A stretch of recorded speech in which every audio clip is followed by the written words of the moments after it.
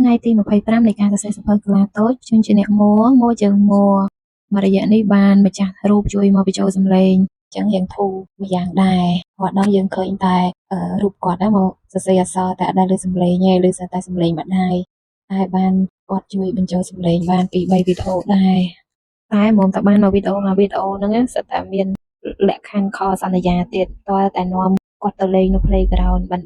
បញ្ចូលសំឡេងឲ្យតែអត់អីទេពួកអីទោះបីជាគាត់មិនធ្វើគាត់មិនជួយយើងក៏ជិះតែនាំគាត់ទៅលេងដែរហ្នឹងអញ្ចឹងក៏អូខេបញ្ចូលសំឡេងទៅចាំទៅលេង playground ទាំងអស់គ្នាបាន1 2 3វីដេអូហ្នឹងទៅ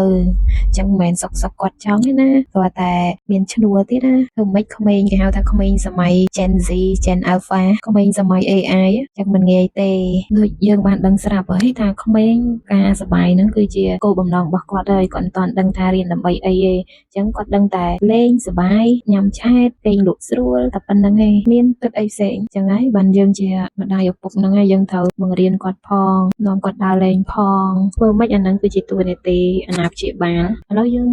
មើលកលេចមកមើលមេរៀនអក្សរមួថ្ងៃនេះវិញគាត់ចូលចិត្តសរសេរជាងមុនហើយដូចជាសរសេរលឿនជាងមុនហើយក្រៅពីការសរសេរអក្សរម៉ូហ្នឹងក៏គាត់មានការសរសេរមេរៀនផ្សេងហើយរំលឹកចេញជាអ្នកទាំង33តួរាល់ថ្ងៃដែរអញ្ចឹងងាយស្រួលច្រើនជាងមុនណាឥឡូវ